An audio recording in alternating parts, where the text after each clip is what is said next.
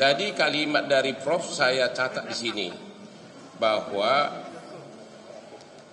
diperlukan alat bukti yang sah, terus berkaitan juga dengan kewenangan, dan juga kalau itu terkait dengan perkara korupsi, kerugian yang bisa dihitung. Ya, ada kata-kata begitu ya? Iya. Ada kerugian yang itu adalah sebagai syarat untuk penetapan tersangka. Benar. Oke, jadi harus ada kerugian yang bisa dihitung. Benar. Ya, sebagai apa? Sebagai syarat untuk penetapan tersangka. Oke. Tadi terima kasih ahli sudah menjawab rekan saya yang mengatakan yang bisa menghitung itu adalah BPK. Ya. Dan kemudian ternyata didasarkan kepada Undang-Undang nomor 15 tahun 2004. Mohon izin yang mulia. Ahli sampaikan tadi bahwa pemeriksa eksternal itu adalah BPK gitu. Bukan menghitung gitu yang ahli maksudkan. Pemeriksa eksternal itu adalah BPK. BPK berwenang memeriksa keuangan negara secara eksternal. Nah, demikian yang ahli sampaikan tadi. Sebentar. Kemudian oleh Mahkamah Agung ada 2 surat edaran Mahkamah Agung nomor 2 tahun surat edaran tahun nomor 4 tahun 2016 dan juga surat edaran nomor 2 tahun 2004 BPK diperluas dengan BPKP, benar? Yang intinya bahwa yang menyatakan kerugian uang negara itu adalah BPK dan majelis hakim ya. Bukan, di dalam surat edaran itu disebutkan yang menghitungnya adalah BPK dan BPKP di dalam 2 surat edaran Mahkamah Agung. Mohon izin yang mulia, sependek pengetahuan ahli bahwa itu adalah kaitannya yang menyatakan kerugian keuangan negara gitu. Kalau menghitung berdasarkan putusan Mahkamah Konstitusi itu bisa BPK, bisa BPKP, bisa auditor internal, bahkan jaksa sendiri bisa menghitung gitu. Pada putusan MK 30 tahun 2012 kalau misalnya 31. Demikian yang mulia. Oke. Pertanyaan saya adalah tadi kan ahli mengatakan hak kerugian itu harus sudah bisa dihitung sebelum penetapan tersangka. Benar ya? Ya, bahwa itu unsur kerugian keuangan negara, maka dalam rangka memenuhi unsur tadi itu harus terpenuhi tentang kerugian keuangan negara tadi itu yang bersifat nyata dan pasti dengan ukurannya dapat dihitung tadi itu. Oke. Demikian. 4 sudah dimasukkan sebagai bukti. Saya bacakan di sini salah satu putusannya, yaitu putusan nomor 5 tahun 2018 Pengadilan Negeri Pengarayan. Saya bacakan di sini bahwa syarat mutlak dari 2 alat bukti permulaan yang cukup ya harus ada laporan hasil audit perhitungan keuangan negara. Itu syarat mutlak. Itu merupakan salah satu jadi 2 alat bukti permulaan itu syarat mutlaknya harus ada laporan hasil audit perhitungan keuangan negara sebelum ditetapkan tersangka. Setuju? Baik, mohon izin yang mulia bahwa sistem hukum kita tidak terikat putusan satu dengan putusan yang lain gitu. Enggak, pertanyaan saya sudah pernah dengar, lihat enggak banyak putusan mengatakan begitu. Ini ada 4 di depan saya. Semua putusan ini mengatakan bahwa yang dimaksud dengan 2 alat bukti permulaan kaitannya dengan tindak pidana korupsi, salah satu harus surat laporan hasil audit perhitungan keuangan negara yang dalam hal ini bisa BPKB atau BPK. Pernah lihat enggak putusan-putusan seperti ini? Ya, saya pernah melihat, pernah mendengar dari kuasa pemohon, tapi pada dasarnya bahwa itu kan case by case ya, yang kemudian saya merujuk bahwa dalam konteks putusan Mahkamah Konstitusi bahwa tidak ada ya salah satu unsur untuk menyatakan kerugian keuangan negara itu harus LHP gitu ya. Bahwa yang terpenting adalah nyata dan pasti dan kemudian dapat dihitung tadi itu. Tidak ada satu keharusan berdasarkan adanya sebuah LHP. Tapi demikian, kalau sudah mohon izin yang mulia. Sebentar. Begini. Pertanyaannya langsung saja dijawab ya. Sebetulnya pertanyaan yang tadi intinya apakah ahli sependapat dengan pertimbangan putusan tersebut? Begitu saja ya. Silahkan dijawab lugas saja. Setelah itu lanjutkan pertanyaan yang lain. Mohon izin yang mulia, ahli menghormati putusan tersebut Tetapi ahli punya pendapat yang lain bahwa LHP bukan sebuah keharusan untuk menyatakan unsur kerugian keuangan negara. Silakan. Jadi sebelum ditetapkan sebagai tersangka dalam perkara korupsi, tadi kan Anda mengatakan harus ada kerugian yang bisa dihitung.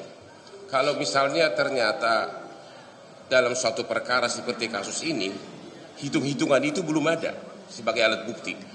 Tadi kan Anda mengatakan kerugian yang bisa dihitung sebelum ditetapkan tersangka. Sebelum, ya, ternyata apabila ada suatu perkara, kerugian itu belum ada dihitung. Bagaimana? Baik, mohon izin yang mulia, soal sudah dihitung atau belum, tentunya kembali pada soal pembuktian. Bahwa kemudian dalam hal ini, ketika sudah ada BPKP, sudah ada ahli keuangan negara, maka bagian dari unsur pemenuhan menghitung kerugian keuangan negara tadi yang mulia. Bukan satu-satunya berdasarkan LHP. Ketika sudah ada ahli-ahli yang menghitung tadi itu, bahkan ada mekanisme BPKP yang misalnya surat menyurat, ekspos dan sebagainya, maka sudah memenuhi representasi dari unsur pemenuhan tentang kerugian keuangan negara. Tapi tadi. Anda tetap berpendapat bahwa harus ada laporan perhitungan. Tadi kan Anda mengatakan kerugian yang bisa dihitung. Harus ada perhitungan yang bisa dihitung sebelum ditetapkan tersangka. Itu pertanyaan saya. Terlepas dulu siapa yang ngeluarin. Baik, mengingat bahwa itu ada unsurnya, maka unsur tadi harus terpenuhi. Harus terpenuhi. Hitungan kerugian keuangan negara tadi itu. Tinggal kemudian lembaga yang menghitungnya. Karena ini adalah delik material, maka akibatnya harus terpenuhi. Hitungan-hitungan itu harus ada. Oke. Kalau tidak ada berarti penetapan tersangka tidak sah. Ya, kalau tidak ada bukti yang menunjukkan hitungan keuangan negara tadi itu, maka berarti tidak terpenuhi unsur tentang kerugian keuangan negara. Terima kasih. Berkali-kali diperiksa sebagai calon tersangka, sebagai saksi lah. Ya. Katanya dituduh dia melakukan markup. Ya.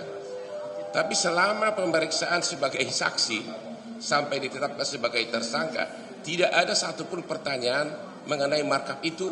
Markup yang mana, jumlahnya berapa, dan markup dengan siapa. Apakah menurut Anda itu suatu pelanggaran hukum oleh penyidik? Kalau si tersangka, si saksi tidak ditanyakan apa yang dituduhkan. Anda tadi mengatakan kan bahwa salah satu yang dinilai dalam pra-peradilan adalah prosedur. Oke, sekarang saya tanya begini. Kalau seseorang belum diperiksa tapi ditetapkan sebagai tersangka, Anda pasti setuju itu melanggar. Belum diperiksa tapi tersangka, itu melanggar. Ini secara umum dulu. Ya, bahwa tidak boleh ditetapkan tersangka kalau belum pernah diperiksa. Saya kira setuju. Gitu ya. Kalau gitu kita persempit. Dia diperiksa tapi yang dituduhkan itu tidak ditanya. Dituduh markup tapi tidak ditanyakan markup yang mana. Ini prosedur juga kan, itu kan mengicil tadi. Kalau tadi kan secara umum, seseorang tidak bisa jadi tersangka kalau belum diperiksa. Oke, boleh nggak bahwa seseorang kalau mau ditetapkan tersangka harus diperiksa apa yang dituduhkan? Tadi saya cek BAP nggak ada pertanyaan. Baik, menizin yang mulia, yang disampaikan kuasa pemohon tadi bukan lagi pada aspek prosedur, tetapi aspek material, karena materi tentang pemeriksaan kan itu. Tetapi bahwa ketika kemudian yang bersangkutan pernah diperiksa, maka itulah kemudian secara prosedur sudah benar. Demikian yang mulia. Kalau itu bukan soal substansi, saya tidak nanya benar tidaknya. Kalau penyidik tidak menanyakan yang dituduhkan, ini prosedur dong. Itu kan menyangkut sudah tata cara pemeriksaan. Penyidik tidak menanyakan hal-hal yang dituduhkan kepada calon tersangka ini. Bagaimana? Bahwa hal-hal yang ditanyakan kan sesuatu yang substansi ya. Sesuatu yang material ya, bukan sekedar prosedur.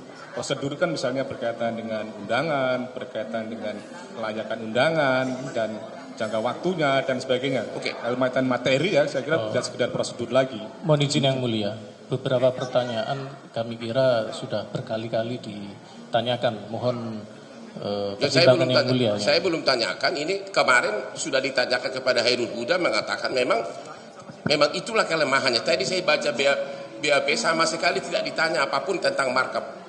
Tadi kan Anda mengatakan kalau calon tersangka belum diperiksa nggak boleh jadi tersangka.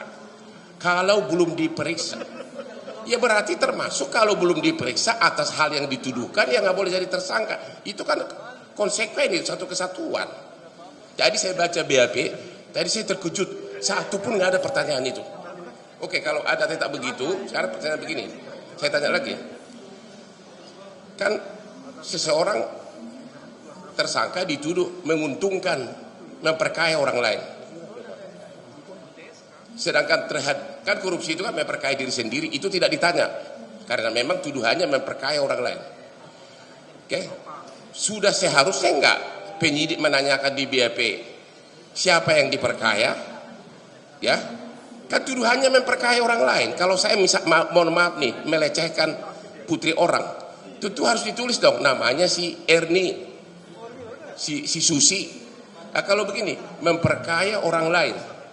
Tapi saya baca tadi BAP-nya itu sama sekali tidak ada pertanyaan apapun tentang siapa yang diperkaya, bagaimana dan berapa besarnya diperkaya. Apakah itu menurut Anda penyidik tidak profesional atau apa? Baik, izin yang mulia bahwa pertama kasus itu berbeda satu dengan yang lain. Kedua, bahwa dalam hal ini kaitannya misalnya pembunuhan unsur memperkaya gitu, apakah kemudian yang bersangkutan itu ditanya siapa yang diperkaya, berapa diperkaya dan sebagainya, saya kira bukan sebagai sebuah keharusan dalam konteks mengajukan sebuah pertanyaan, karena kesimpulan memperkaya itu bisa saja dari bukti-bukti atau kemudian dari fakta-fakta yang lain, tidak harus berdasarkan dari sebuah pertanyaan. Karena kalau berdasarkan sebuah pertanyaan, kadangkala mohon maaf itu bisa mengingkari, tetapi kemudian ketika fakta-fakta yang lain itu tidak bisa dihindari. Jadi menurut ahli, penyidik tidak usah nanya apapun tentang apa yang dituduhkan. Jadi untuk apa dong dituduh? Saya contoh sekali lagi, saya dituduh melecehkan si Erni. Ya, terus saya dipidana. Waktu saya diperiksa sebagai calon tersangka, pasti ditanya dong, kamu kenal si Erni, ketemu di mana dilecehkan? Benar nggak? Benar nggak itu? Nggak, itu benar nggak kalau itu? Saya dituduh melecehkan si Erni, tapi harus ditanya nggak? Kapan saya lecehkan? Ketemu di mana? Itu benar nggak? Tidak harus, karena bisa mengingkari nanti. Ya, bukan soal mengingkari. Ya oke lah, tapi sebenarnya pertanyaan itu harus ada nggak? Soal saksi mengingkari itu hal lain. Pertanyaan itu harus ada nggak? Saya dituduh melecehkan, tapi tidak ditanya. Gimana? Dalam pandangan ahli tidak perlu ditanya. Bukan sebuah keharusan. Tidak keharusan. Jadi BAP-nya apa loh? Nama kamu si Hotman. Terus kamu tinggal di mana? Makanan kamu pangsit goreng, itu aja. Yang ditanya adalah apa yang dilihat, apa yang dialami, dan apa yang didengar. Itu dia, apa yang dialami tentu harus menyebutkan yang saya alami itu adalah saya melecehkan si Erni. Pasti harus ditanya dok. Jadi, mana mungkin ada pemeriksaan oleh penyidik tanpa menanyakan apa yang dituduhkan. Karena dalam kasus ini saya baca tadi tidak ada nama 3 BAP tadi saya baca tidak ada namanya siapa yang diperkaya. Tidak ada pertanyaan kapan diperkaya. Tidak ada pertanyaan mengenai berapa banyak diperkaya. Baik, sebelum dilanjutkan, saudara kuasa pemohon, tidak perlu diperdebatkan ya. Kalau saudara memang tidak setuju dengan pandangannya atau jawabannya memang kurang memuaskan, tidak apa-apa. Terima kasih, nggak apa-apa. Saya hanya silakan menekankan aja. Sudah selesai, saya nggak nanya lagi. Ya. Cuma ya rekan saya ini kok jadi aneh, masa dilanjutkan. Yang dituduh nggak ditanya ya untuk. Jadi nggak bisa ditahan dong kalau nggak ditanya sama sekali. Oke, sekali lagi saya tanya lagi. Yang terakhir ini sangat penting. Tadi kan Anda mengatakan bahwa hitung-hitungan kerugian negara itu harus sudah ada sebelum penetapan tersangka. Entah terlepas dulu siapa yang ngeluarin ya. Tadi saya baca pos hitungan apapun, tidak ada hitungan sekali. Tidak ada sama sekali angkanya berapa diekspos intern Kejaksaan Agung. Ini kan saya tidak nanya fakta.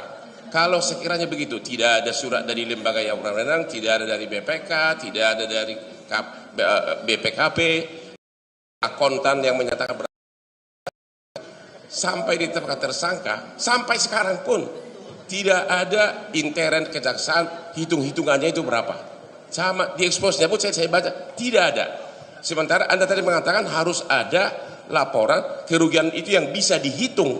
Barulah ditetapkan tersangka bisa dihitung. Berarti angkanya ada. Bagaimana itu? Ya, angka tadi itu kan nyata dan pasti yang berarti bisa dihitung kan itu.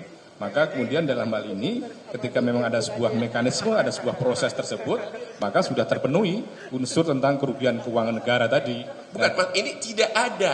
Saya tadi baca, tidak ada apa yang dihitung itu tidak diuraikan gitu, tidak ada angkanya. Bagaimana mengatakan bisa dihitung orang tidak diuraikan? Di eksposnya pun tidak. Dalam rapat kan ada berita acara, begini cara perhitungannya, begini negara, enggak, angkanya pun nggak ada. Bagaimana bisa ada cara perhitungan? Itu maksud saya. Sementara Anda tadi mengatakan kerugian yang bisa dihitung harus ada.